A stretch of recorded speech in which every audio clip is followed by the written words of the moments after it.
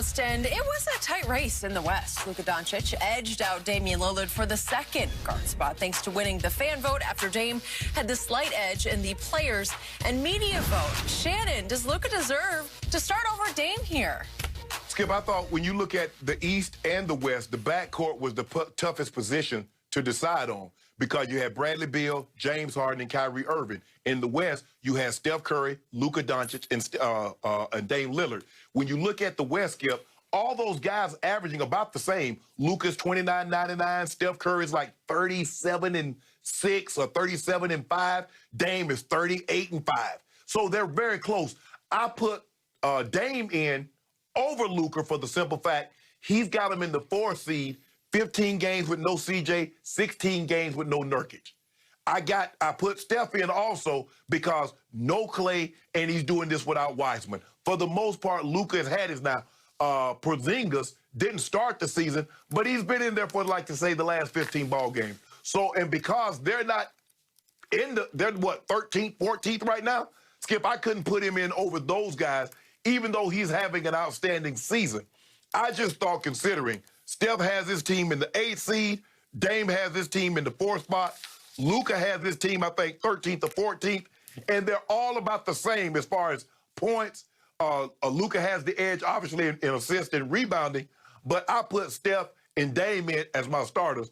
But I do believe Luka should be an all-star, but I don't think he should win it over Dame.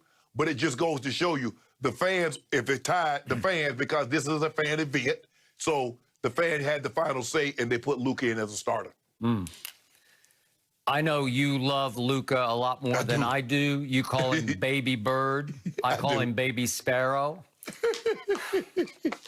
Shannon, this is a joke.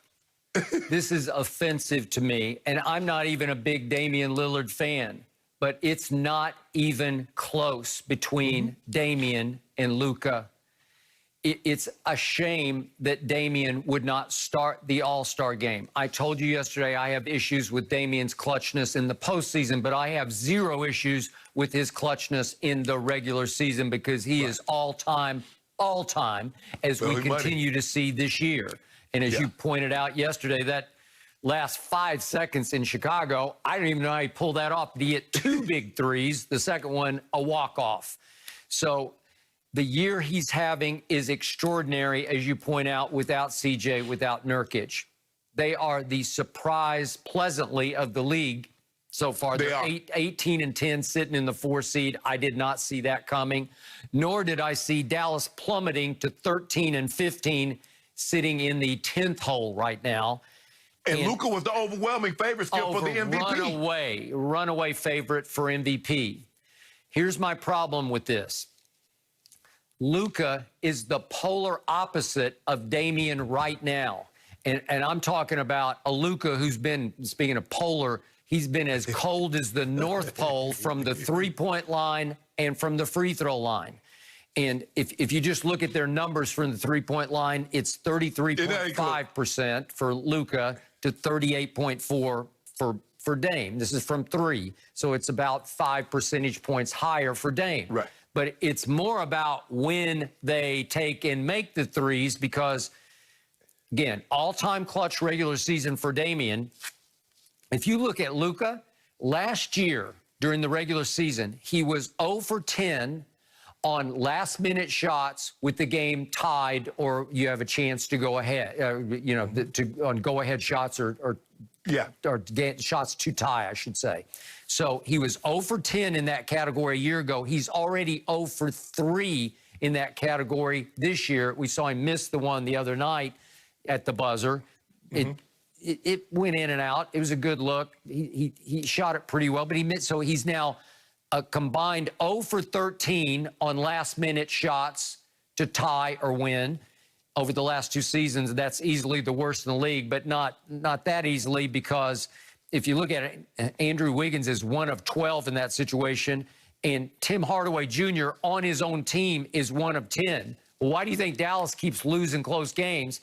Because Luka over the last 2 years is 0 for 13 on last-second shots, last-minute shots, and Tim Hardaway is 1 for 10. Well, that's not going to work, obviously. Exactly, Skip. You remember last year, Skip, they had one of the highest offensive ratings. They did. But they always lost the close ball games because of that. What you're talking about. No one could close it out, he or Tim Hardaway. Like I said, Skip, I put Dame in for the simple fact he has him in the 4 seed without 2 starters. Okay. I put Steph in because he's doing it without Clay. He did some of that because Draymond missed some time, and now Weissman is out, and he's still doing what he's doing. Okay. Luka, Skip, no, I get it, Skip. It's a fan event, so you let the fans decide who they really want to see, and the fans decided they'd rather see Luka in the starting lineup than Dame. Okay. But I believe, as Dame deserved to be a starter.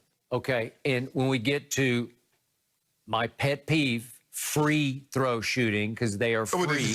Luka's actually improved a little bit this year. He's all the way up to 79.5. But listen, Damian is money.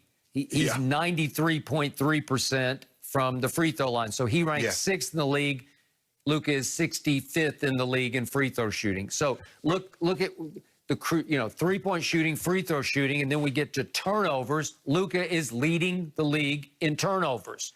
Well, that's got to count somewhere, somehow. I know he's got the ball in his hands a lot, but when we're trying to pick nits here about who should start, well, it's not even close. And to your point, I know it belongs to the fans, but they tied in, Luka was number 2 in the fan vote and number 3 in the player and media vote. And yet Dame was number 2 players media, which I value more, and number 3 in the fan vote. So they're tied. Tiebreaker is fan votes. And guess what? Luka has about 500,000 more fan votes than Damian got. But Skip, you remember the league thought they was going to have to intervene because they had Zaza Pachulia in one of the starting lineups until the final vote came out. So Alex Caruso was 10th in the backcourt voting, Skip, at one point in time. So, the fans get carried away with it. I think sometimes they do it. Well, let's see if we can get this guy that doesn't even play. Let's see if we can get him to be a starter. And the league thought they were going to have to intervene because Zaza Pachulia was going to be a starter in the All-Star game, and he wasn't. Skip, you remember they put Magic Johnson in the starting lineup, Skip? The fans voted Magic in back in, I think that was 92, and he ended up winning All-Star Game MVP in Orlando. Yeah. Look, I know Luka is the new sensation in the league. I know he is fun to watch. I know he's a triple-double waiting to happen. I know he can Euro step in the lane like nobody since Manu. I get all that. I know he's fun to watch, but is he any more fun than Damian is? No. Logo threes? No. Not to me. So I don't really understand why he's a runaway fan favorite over Damian. I don't know. It's a worldwide vote. I don't know if it's a, he's got the European vote. He got the European. He got the European vote. Right. But Skip, I still believe Dame played in the Pacific Northwest. Yeah. I still believe that hurts him. It probably does. I would agree. Well, he's then quietly having a great regular season to date.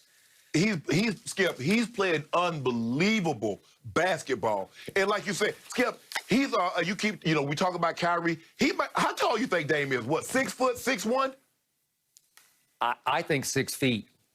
He's doing it spectacular. Hey, he's been spectacular. Even the other night, he made a last-second shot that was not a logo 3 because he had Lonzo on him, who's like 6'6" at least. I think he's close to 6'7". And Lonzo played him to shoot a logo 3, and he just blew right by him. And then Lonzo caught up, and Dame plays so strong below the rim that he was able to just body Lonzo out of the way and get the and one. Right. He is right in the thick of the MVP race right now, depending on how this plays out. Our man Chris Haynes made that strong point yesterday on the show, and I'm not writing him off. We still got a long ways to go, but he deserves to be a starter in the All-Star game. And that's what makes Dame so dangerous, Skip, is that he can pull up from the logo. Yep. And like it's nothing. I mean, basically, once he crossed half court, he and Steph Curry are the guys that once he crossed half court, you got to guard him. Yep. Ain't no more Skip out there, man. Here you go. I'll pick him up at the top of the key. I'll pick him up at the three-point line. No. You better not, because they'll walk right into a 3 from 30 feet, 35 feet, and splash it on you. And he shoots it effortlessly. It's not like he has to push it. No. But Skip, think about this. You said Dame is 6th in the NBA in free throw percentage, shooting 93%. It's showing you just how good these guys are getting. I think Seth Curry might be like 97, 98% because he only missed 1 free throw. Yep. That's crazy. But the guys are so good now at shooting the ball, Skip. This is ridiculous. Yep. You guys talked about his height. He's listed at 6'2". So, you know, you were spot on. He's 6'1". That's a generous 6'2", in your opinion, Skip. I just want Dave, Dame how to get tall the are you? Hit me respect up. he deserves. Oh, and also, I think he's